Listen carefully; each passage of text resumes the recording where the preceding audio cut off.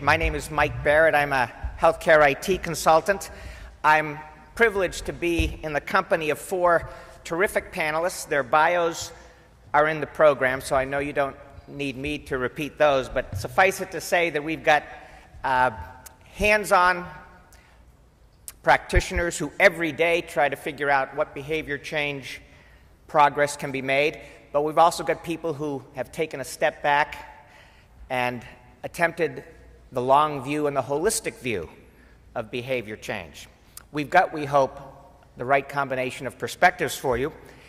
I'm going to pose the first question or two, but we are going to open this up to the audience, and we invite you to ask searching and probing questions. My first question to the panel is, given the title here, New Insights into Decision-Maker and Behavior Change, I'd like to ask each of them, and after this, by the way, there won't be turn-taking, but this is one case where we want to definitely hear from all four. What is genuinely new in this field? What might we not have heard about had we been here a year or so ago? Steve, why don't we start with you? Well, I think that although there are new technologies, I think the biggest change that I've seen recently is a sea change in the climate in the industry, with more attention being paid to behavioral health integration into the care of the chronically ill patient.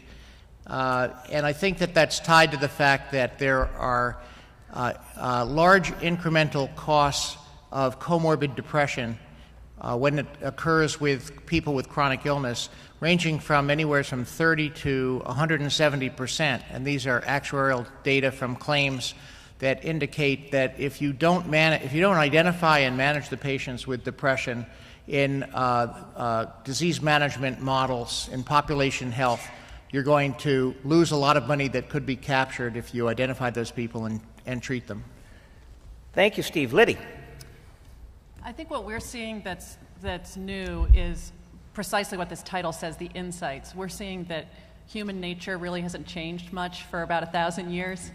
People don't like making decisions, but I think we have new insights into why that is. And I think what we've learned in the past year that's resonated the most is the insights that John Tierney's article on decision fatigue highlighted, and the research that's been going on around decision fatigue, that the more decisions you make, the more likely it is that you're going to either stop making decisions or make bad decisions. And we typically see people when they're at a point of crisis and they have to make about 100 decisions a day. And at that point, they don't want to take ownership of the decisions they're making, and they ask other people to make decisions for them. And that's where healthcare professionals come in, and I think they wield a lot of weight in how people navigate these waters. So that's what we're seeing, and we're seeing it get more acute as there are more options available to people. Thanks, Liddy. Vish?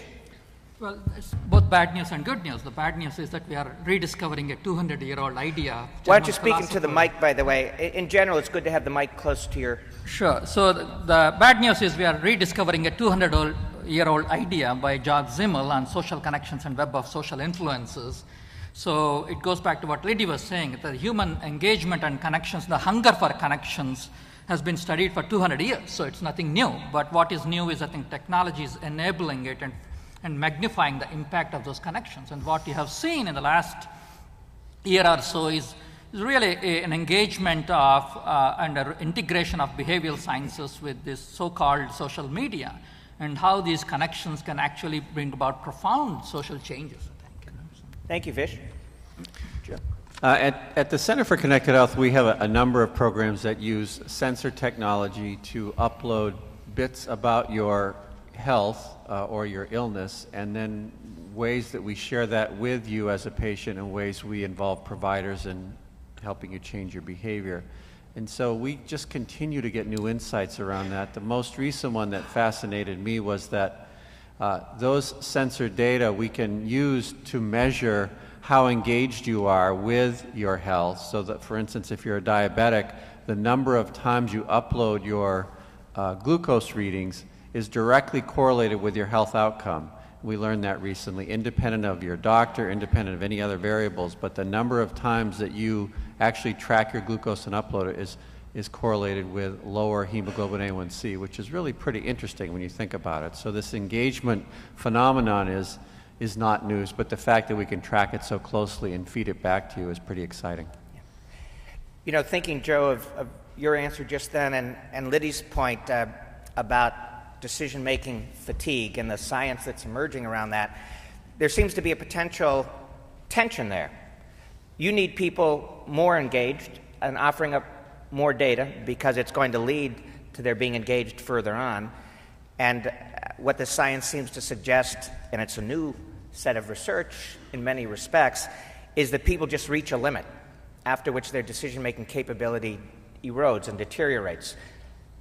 How do we square those two vectors? Well, the good news is software can do amazing things for us. So it can take data and it can define relationships that aren't apparent to you and me. And so if I have, say, 4 months of your glucose readings, and I'm going to pretend I'm a piece of software now, but I know you're doing better, and I can see you're doing better, then I can kind of lay off the messaging for a while so you don't get message fatigue, or change up those messages a little bit. And then if I see that you're falling off the wagon a month later, I can kick it up a notch and engage you further at that time. Those are solved problems. We just need to implement them. Yeah. Any other thoughts on how we deal with decision fatigue? I think part of it is this choice architecture. I think the software has been able to very successfully define the choices and reduce this fatigue. So for a great example is Amazon, and how they deal with this. So there are millions and millions of books and products on Amazon, but they have a very nice way of helping you through the decision-making process and connecting you with other people and other things. So I think it can be done, and it's being done in certain sectors very well, I think. Steve? I think that decision fatigue is a function of poor information provided to the patient. I think if the information is provided that is easy to understand and is relevant and is delivered in an appropriate time frame, and ideally at home, so it can be done in a relaxed setting where people aren't as anxious, that well-designed interactive information that help people make decisions will not cause the kind of fatigue that occurs when people are in conflict because they don't understand the material. You know, that prompts me to ask a question about nudges. In the last couple of years, behavioral economists have said that the architecture of choice that we build around seemingly mundane things can incline people toward one decision or another. And the idea of structuring in nudges so that people are inclined in a, we hope, a wise way has attracted attention. Is nudges just a meme, or are nudges being built into real-world treatment or engagement situations? Does anyone have a sense? Well, I can give you an example. We all know that it's important for us to have advanced directives to provide information to caregivers so that they know what care we want and what care we don't want under certain circumstances. Just as a show of hand, how many people here have executed an advanced directive and shared it with your primary care doctor? So I don't know if you looked around, but it was a handful of people. And I haven't myself. So it's a serious problem in healthcare. And I'm going to direct a question to Vish, which is that given that 75% of people in surveys say they would rather die at home, and yet only 25% of people do, how do we use technology to increase the likelihood that so that we can nudge people into addressing what is otherwise an uncomfortable decision to make? Well, I think what studies have shown is that technology... Bring that mic close, Vish. What studies have shown is that technology is only one part of the problem, especially when it comes to end-of-life decision-making, as some studies have clearly shown, and we have also shown it in our studies, that the communication that occurs between the patient and the family and the cultural conditions under which the decision-making occurs at that end of life plays a much bigger role. So whatever advanced directives you have and signed in this wonderful audience in these conditions is very different. The situation changes completely differently when you actually have to make the decision at the end of life. But how can we use media as a tool in that process? The advertising industry makes billions of dollars based on convincing people to do things, sometimes things they don't even want to do. But this is something which is so important. It's obviously in people's self-interest, and such a small percentage of people address this. Now, obviously, there's some avoidance, which is kind of a natural denial. which has to be overcome. But can we bring technology to bear at the Dana-Farber Cancer Institute to make this process more effective? Well, I prefer not to speak for the Dana-Farber Cancer Institute and get into trouble there, even though. But I think, as I said, the technology can only be helpful up to a point, Steve. And I think my own feeling is looking at the data and what the work of Holly Pregus and others have shown clearly, that something happens in that particular situation at the end of life. The tripartite alliance that takes place between the physician, the patient, and the family and the cultural conditions. For example, there are profound differences between races and how they make these decisions. I think that's something that cannot be resolved by technology. I think there is a human and cultural element to it. And that has to be addressed at a much larger level, I think, as a society. The other thing that we're seeing, I mean, we do offer technology to allow people to stay home Why don't longer. you bring the mic a little closer to it? We offer technology to allow people to stay home longer, and we did a fairly sizable pilot in Canada where the vast majority said they would keep their parents at home for 2 to 3 years longer by using our technology.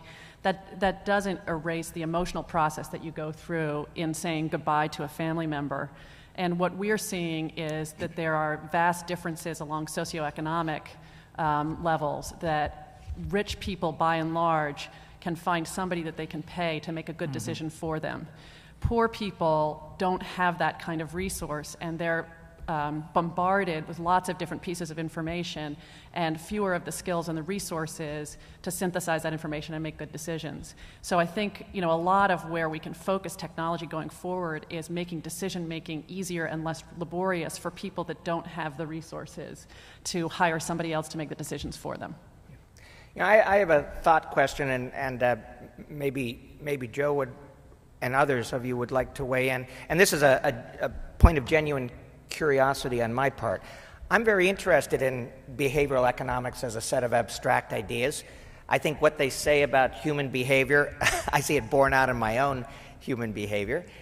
So it makes a certain amount of intuitive sense. What interests me is this. The ideas exist in papers published in journals and in an occasional best-selling book, let's say by one writer or another, wonderful reads. How is healthcare? What are the bridges by which these ideas might even find their way into the healthcare domain to be tested? Are these writers, Dan O'Reilly, let's say, meeting regularly with doctors and working out tests in clinical environments? Or is the transmission of idea pretty haphazard and unmanaged? Although in a marketplace, maybe some would say that's fine too. Joe, how do the ideas travel?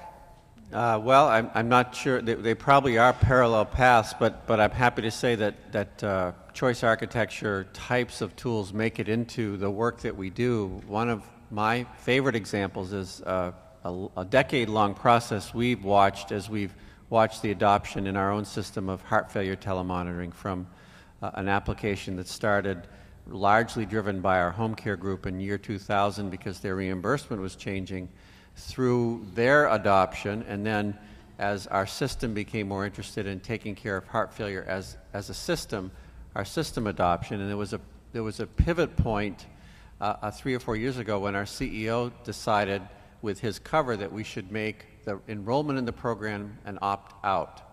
To that point, we had gone around, and you can imagine how fun this is, but finding a patient who's a good candidate and then chasing down their doctor and trying to get a yes or no answer from that person was challenging at best.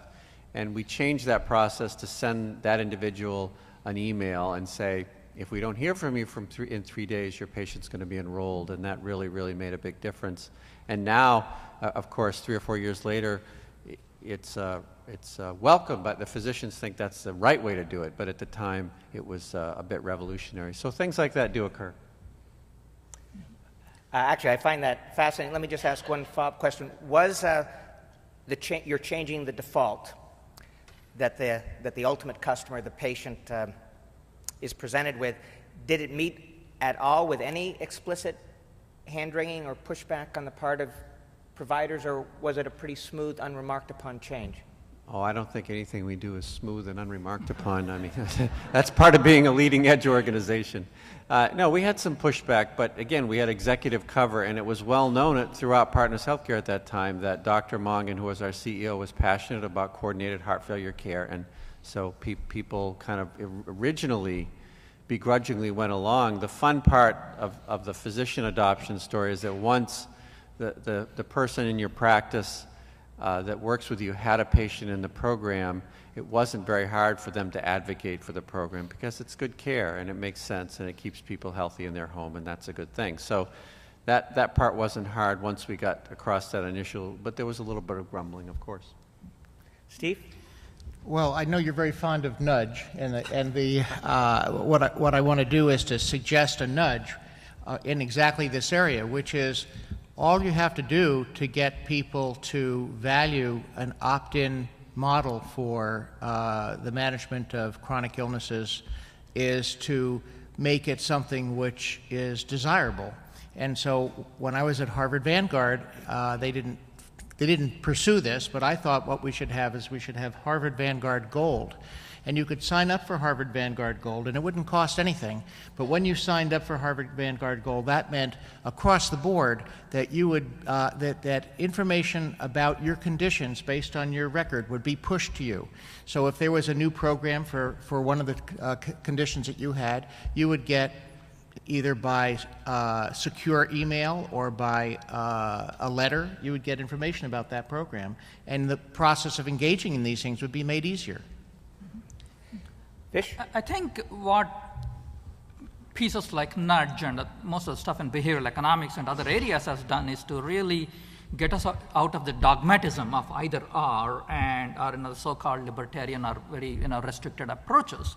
But these have its limits. I work with mostly poor people around disparities in the community context. There are certain limits. For example, if you take issues of volition where you have a lot of control on your own behavior, something like nudge or incentives or default options work very well. But if if it is not completely under your control, for example, tobacco use or smoking, we know that a lot of people smoke, especially poor people, because they are under a lot of stress. It's a way of self-treating themselves. So when they don't have other ways of addressing the daily stresses, smoking is one option. I'm not advocating it. I'm just saying that's what happens. So the question is, if you don't address this larger social condition, no amount of nudging and default option will work for them, I think, in a sense. What you say and Steve's comments raise this issue of incentives. Incentives are hugely popular. One could say that in the last 12 months, the notion of incenting people using money primarily, but also other things, has seemed to have gotten a toehold more than it had before. How far can we go in terms of using incentives, and what's your sense about where the uses of incentives won't work? And I'll fair notice, I'm going to ask a follow-up question as well. One even begins to see, given the squirrely political climate abroad in the country, an increasing interest in negative incentives, in the possibilities which are going to be widened somewhat through legislative amendments in the Affordable Care Act, the possibilities of making people who smoke or making people who don't adhere to a health care regimen pay a little more. So there's the threat or the risk, maybe people would embrace it, of asking people to have more skin in the game. What's your sense about whether skin in the game, fair or unfair, because I take Vish's point about poverty, is skin in the game, though, going to be something that's going to start to be crafted into more and more programs involving or requiring behavior change? And what do you think about that? Well, I think that we've had a relatively simplistic approach to the issue of incentives, and they've mostly involved money. And I'm not an expert in this area, but it's my impression that financial incentives have not been particularly effective in changing people's behavior. And if I'm wrong about that, I'm eager to learn. But there's a new approach, which is, and social media really creates this opportunity. And I suppose you could look at Groupon as kind of an offshoot in some sense. But people will respond to different kinds of incentives. So for one patient, the idea that a donation is going to be given to the NRA might be a stronger incentive than whether they're going to get a free copay or have their copays reduced. So I think that there are ways, there is actually a technology for interactively interviewing people and finding out what are the incentive levers that work for them. And the kind of technologies that we have that Liddy knows so well is exactly the opportunity to create ways of designing incentives that are tailored to individuals. Let me just make mention, give people a little advance notice, that at 11 o'clock, which is about 7 minutes from now, we're going to open this to audience questions. They need to be questions rather than or very brief observations, but I want to provide notice of that. Incentives, where are we going and how far is this likely to go in a culture that seems at the moment to mistrust top-down authority but celebrate notions of individuality and maybe even individual responsibility? I think what we're seeing is that incentives have to fit into the context of decision fatigue, and that if you jumble up all of the incentives and throw 100 new incentives at people, you've got to throw them in a way where people are capable of processing them. And right now, our healthcare system is set up in a way where there are very few incentives to get out in front of a health problem. There are very few incentives to be proactive. And human nature is to look away from problems and focus on the good things. And so whatever incentive system we come up with needs to be comprehensible and simple enough that people can take that data and make good decisions based off of it. But I think that what we're headed toward is a scramble of pretty elusive incentives that your average Joe is not going to be able to compare very effectively in the midst of a crisis. Joe, do you have a... Well, I do think there's a role, this is controversial, I know, but I do think there's a role for negative incentives. We have a societal pact, and I can tell you as a healthcare provider, this is very, very, it's very much in how we think about our work. We have a societal pact to provide you with good care. In fact, when you hear our politicians speak to you about healthcare, they always talk about offering you coverage.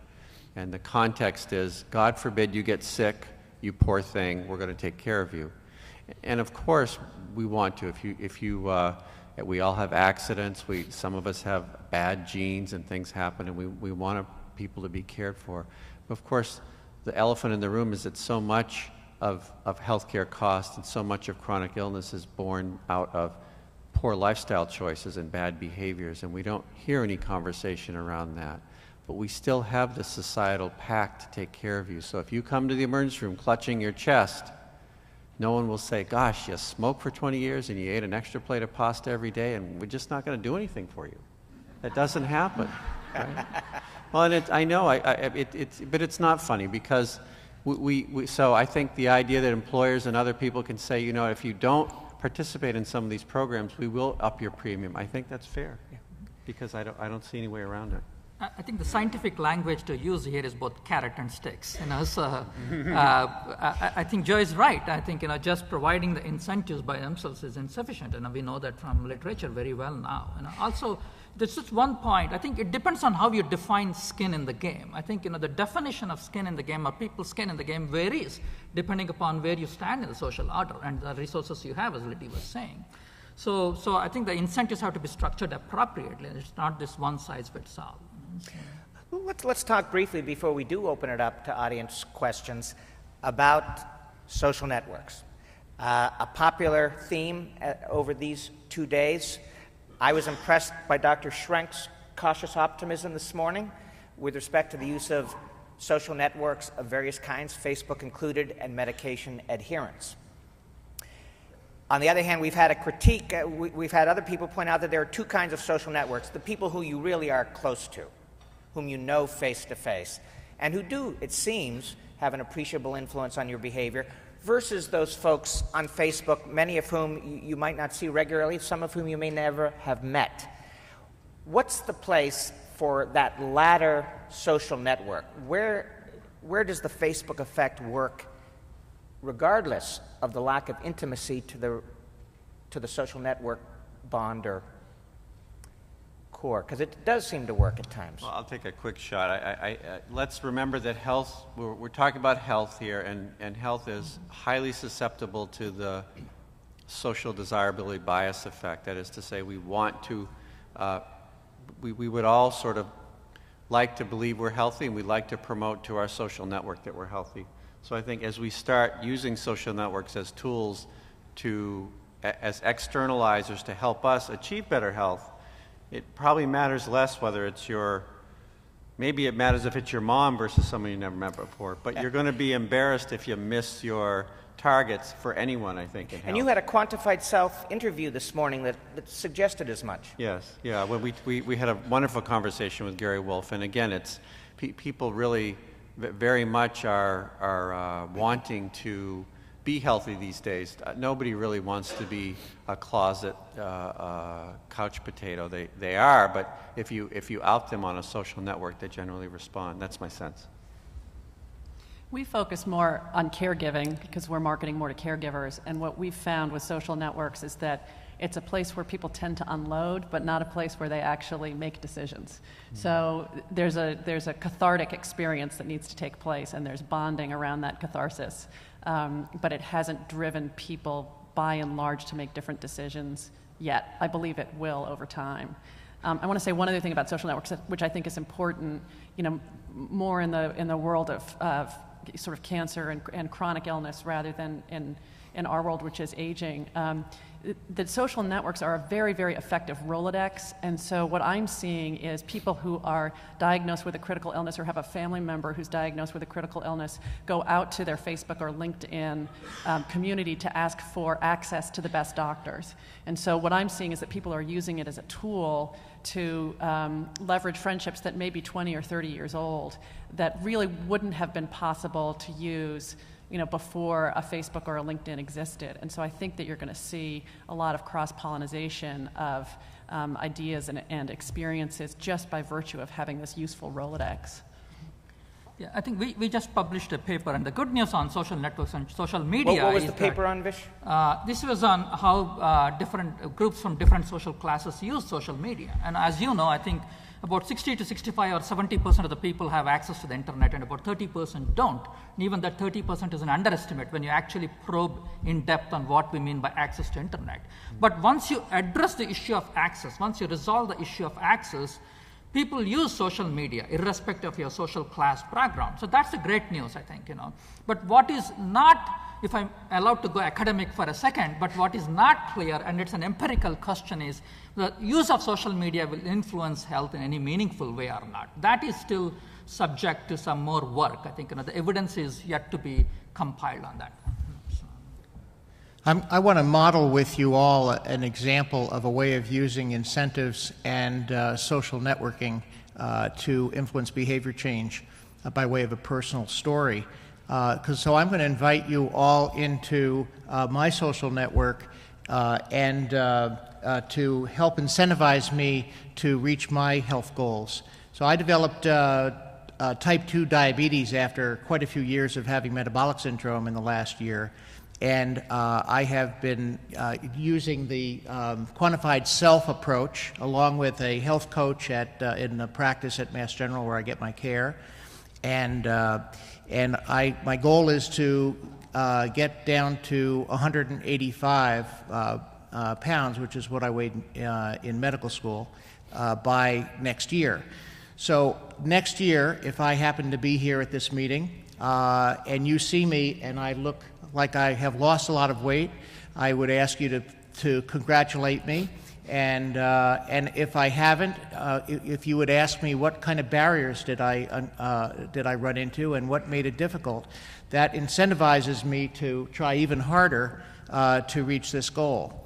So that's, and I'm thinking that I've been involved in the American Psychosomatic Society, which has a lot of interest in mind-body medicine and research, and there's a sister society called the Society of Behavioral Medicine, and I thought that the two societies should have weigh-ins at their annual meeting and calculate the total weight per member, the average weight per member, and compete against each other in a biggest loser type of competition to see if they can use all the technologies that all the members know for behavior change and see which society does better. Let me ask you a question, Steve, before we turn to the audience. Now, as this is a serious question rather than an off-the-cuff one, how much money would you be willing to wager with us? We'll figure out some way of splitting it. There's a lot of you there.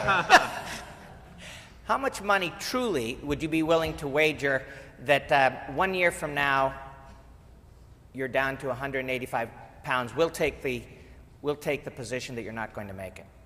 How much would you be willing to bet that you really are going to make it? And this is part of the way in which you negotiate these behavior changes, so this is a good example. So if you were to ask me what's my confidence that I will reach that goal, on a scale from 1 to 10, I would probably say 7, which isn't really high enough. And so then if you were to ask me, well, what would we have to change in those conditions for you to move it up to an 8 or even a 9, I would say, well, if we make it 200 pounds, I would say my confidence would be 9. So if we change the number to 9, yes, it's true, 185 is my goal, but if we change the number to 200, that'll be under 200, I would be willing to wager $100. Good for you. What if we gave you double or nothing for hitting 185? There you go. It wouldn't be worth it. It's really a challenge, and it might take me 2 years. I think I'm going to need 6 months at staying under 200. It's kind of like climbing Mount Everest. You know, they have stages, and so I want to go to Camp 2 before I try to do the summit. Let's take questions from the audience. Questions, observations, advice for Steve. Steve is going to offer advice to Steve. Well, Steve, by the way, you should look at the Brigetta diet. But I'll tell you about that later. So let's make it really quick. You know, the subject of the talk is what makes you tick. And Vish, and I'm sorry, I can't pronounce your last name, but I think that beneath it all, one of the critical issues that Vish was raising is this issue of context. We need to understand the context of the individual patient and the groups of patients. And just for example, we talked about an advance directive. I don't have a primary care physician. I don't know who to give my advance directive to. I have a transaction with a healthcare provider, but I have no relationship with them. That's a problem. In the United States now, the median income is just over $26,000 a year. Poverty for a family is what, 21,000. The context is very important. And so we talk about technology and everything. I'd like you to talk a little bit about complexity of the system is getting more and more complex, and people's resources are going down, not up. And so aren't we, instead of really focusing on the real issue, which is the context, aren't we trying to put Band-Aids on a system that's really collapsing? Excellent question. Yeah.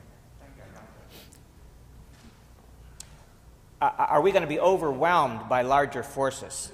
Because what you're doing really makes sense when the complexity is it's just getting too complex, and the issues, the social issues, are getting too big. Don't we need to focus on those? Well, so I'll take a shot. I'll just say that, by God, I don't think the way we're doing it now makes much sense. So I guess, you know, from our point of view, starting anything to try to get it done better, and we're rowing our boat through the water as best we can to get there. But I would just say not trying is not an option from my perspective. There's a strategy in sports, change a losing game. So if you're playing tennis and you're hitting from the baseline and you're losing the game, you might as well start rushing the net because you're going to lose anyway. So I think that that's kind of where we're at right now, and from my vantage point, I think that the best way we can change the game is to reintegrate behavioral health back into primary care. I think that psychoanalysis created carve-outs and set back American psychiatry 50 years. It was something that could never have been a public health. Let's go to the. Okay, fine, I'll stop. If we could, but that's a point well taken. Liz. There are a lot of behavior change models out there. There's readiness to change, there's self-actualization, there's motivation. I'm curious what the panelists think are the most important factors to look at, which are the most intractable, or if these models are even the right way to go. Vish. Yeah, I think as someone who has covered all these models in an equal opportunity way, so I can't pick, so I shouldn't. But the point is, I think what we have come to determine is that a number of these theories and models focus on a finite number of factors. So what we are trying to do is really integrate and focus on these finite number of factors. I think the factors at the individual level that are in the control of the individual, such as personality and situational factors, and the contextual factors that have been addressed. I think it's a combination of these social contextual factors and individual factors that people are trying to integrate to address these larger health problems. I don't think I'm answering your question completely by identifying a single factor, but I think it's a complexity of these factors and bringing them together that will address the problem, I think. So. Liddy, do you I'm just interested in the work that you do in patients' homes. Where is there a point where you can break into the cycle of fatigue? Well, obviously, I'm not an academic. I'm a capitalist, and I think that what we see in marketing, to your point about getting people to do things that they wouldn't otherwise do, is that Americans in particular are very aspirational. And Americans like to dream. They like to dream that they're going to look like Giselle. They like to dream that they're going to live in a big, huge house. They mortgage themselves to the hilt in order to try to achieve those dreams, and that it is quite easy to convince them that that dream is attainable in a moment if it's affordable. I think the real question is sustainability of that and adherence over time. So I think you can get people to join these self-help groups for a year, but will they really fundamentally change their behavior over time? And that's what we're seeing in our business, is people are very, very interested in our solution, but when they sit down and realize that what our solution means is you're going to be the person who's responsible for your parent until they die, they start to say, well, wait a minute, I'm not sure I want to sign up for that. I want today's problem to go away, but I'm not sure I want to have insight into tomorrow's problem. And I think that that's a big societal problem that we need to solve, to address the long-term healthcare problems that we're facing, and financial crisis as well. New question. I'm curious of how you see so if we impose financial penalties on patients in context relational ways, how do you see that affecting communities where there isn't choice of lifestyle or behavior change, where there's, like in a food desert, for example, in Brooklyn, New York, or all over the country where there isn't a choice? How will those financial penalties affect them? Well, since I'm the one who advocated, I'll start, and I'll confess that it's a highly nuanced strategy, and I appreciate that. I do fundamentally believe, though, that people do have choice, and not to just completely blow away that notion that there are places, as you described, where choices are limited, food choices and so forth, and I realize there are some public health and societal issues to deal with there, but I also think that fundamentally people do have choice and they work their way out of those predicaments. So it comes down to very fundamental views of the human condition and how we can succeed or not based on what's around us. That said, I would certainly, if I were architecting such a program, I would certainly envision building in exceptions for certain situations and of that type. I work in a community that is about 40 miles from here, which is about 70% Latino. One of the what's the community? Lawrence, and Lawrence has, if anyone has gone there, it's one of the most beautiful cities you'll see right by the river. But the food desert is a real issue there. I think in terms of the number of grocery stores they have. I think the choice then would be to really accept the problem for what it is. There are not going to be major grocery stores like Whole Foods going there, but there are bodegas, and I think it's a question of providing appropriate, policy choices and changes to really work with the existing bodegas to provide greater food choice. I don't want to minimize the problem because we are working with them on that precise issue, I think. Next question. I'm Diane Stollenwerk with the National Quality Forum, and I'm really interested in the concept of decision fatigue, particularly as it relates to incentives, the point that was brought up earlier. I imagine, and please confirm whether or not you would agree with this, I imagine that decision fatigue is not just happening with patients, but also is happening with just about everybody who's trying to make their way in the changing health environment.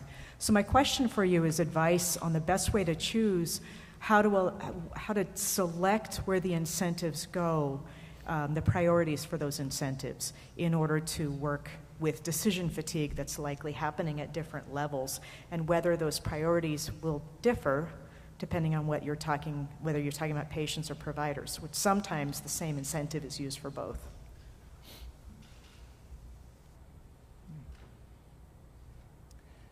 I think your implied observation there is met with agreement on the part of the panel. You know, one of the things I love about our conference is that we have such incredible participation from the audience. It's brought us all to silence. It's a powerful question, powerful observation. I just would say that not only my hunch, but my observations from working in the adoption of connected health for the last 17 years is that the patient-level incentives do need to be very different than the provider-level incentives. That's probably obvious, but. Now, one other twist, I'll just invite any brief follow-up comment, is this idea that the information is becoming more and more point of decision.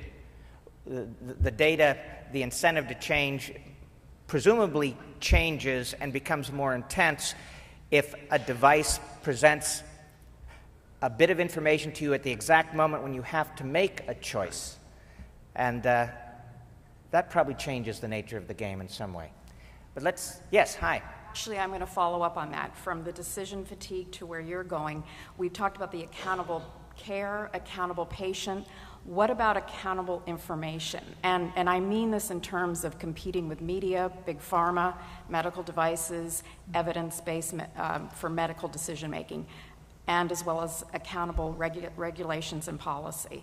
And this will be our last question because we are out of time, but that's a good note on which to end. Well, the national surveys clearly show that 60 to 70% of the people think there's just overwhelming amount of information. In fact, they agree with the statement that there are so many recommendations, it's difficult for them which one to follow. And the problem we have is that everyone wants to provide this information, from kooky information to the most interesting and most valuable, like Joe and Steve and others or Liddy are doing. I think this is the challenge where we really need to get. I think this is, if there is one thing we have, the phenomenon that should be characterized here is that there is a profound shift in the democratization of knowledge, but also there's a profound shift in the democratization of anarchy in terms of the information world. I think that's what we are dealing with here. I want to thank our brilliant panel, and I want to thank a brilliant audience as well. This has been terrific. Thank you.